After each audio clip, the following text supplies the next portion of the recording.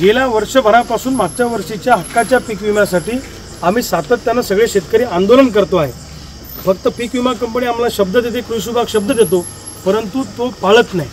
गेली 9 महिने झाले या AIC पीक विमा कंपनीनं बुलढाणा जिल्ह्यासह महाराष्ट्रातल्या अनेक शेतकऱ्यांचे पैसे थकवले आहेत। खरीपाचे काही पैसे टाकले, परंतु रब्बीचे पैसे त्यांनी टाकले नाही, म्हणून त्या कंपनीवर कारवाई करा अशी आमची मागणी आहे। आम्ही आंदोलन करून करून वैतागलो, आमचा संयम संपला। पण आज सकाळी मी गादी घेतली, उशी घेतली, बॅग भरली आणि कृषी अधीक्षकाच्या कार्यालयात मुक्कामाला गेलो।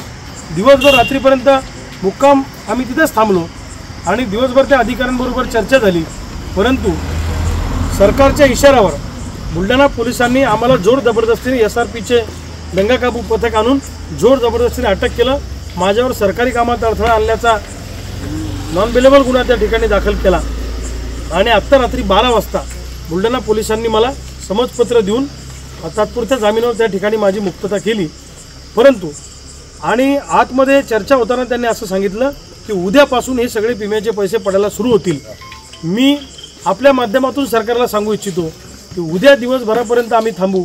उद्या दिवसभरात जर का पैसे आले नाही तर उद्या संध्याकाळपासून संबंध बुलढाणा जिल्हा आणि महाराष्ट्रातला शेतकरी गावागावामध्ये कॅन्डल मार्च काढेल, गावागावामध्ये लोक प्रभात फेऱ्या काढतील आणि परवा दिवशीपासून जर झालं नाही मग मात्र एकाही कंपनीचं कार्यालय आम्ही महाराष्ट्रात ठिकाणावर ठेवणार नाही असा निर्धार आम्ही सगळ्या शेतकऱ्यांनी आता केलेला आहे। मला अटक करून माझ्यावर खोटे गुन्हे दाखल करून आमच्या शेतकऱ्यांचा आवाज दाबण्याचा प्रयत्न सरकारने केला आणि ज्या चोर ही विमा कंपनी आहे त्याच्यावर गुन्हे दाखल करायचे सोडून आमच्यावर गुन्हे दाखल करता, म्हणून या कंपनीच्या विरोधात सुद्धा आज बुलढाण्यातल्या 2 शेतकऱ्यांनी तक्रारी दिल्या आहेत। अनिल परोळ राहणार खुपगाव यांनी AIC कंपनीच्या विरोधात पोलीस स्टेशनला तक्रार दिली आणि पंजाबराव गडाख राहणार येळगाव हे शेतकरी येळगावचे यांनी सुद्धा या AIC कंपनीच्या विरोधात तक्रार दिली।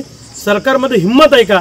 जसे आमच्यावर गुन्हे दाखल करता तसा या दरोडा टाकणाऱ्या विमा कंपनीवर तुम्ही गुन्हे दाखल करणार आहे का? हे आम्हाला बघायचं आहे। उद्यापासून दुपारपर्यंत वाट पाहू, नाही तर उद्या संध्याकाळपासून पुन्हा एकदा आक्रमक आंदोलनाची भूमिका आम्ही सगळे शेतकरी घेणार आहोत।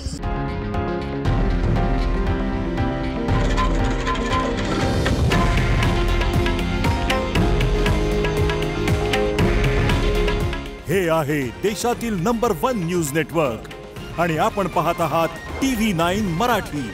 काळजी तुमची, हित महाराष्ट्राचं।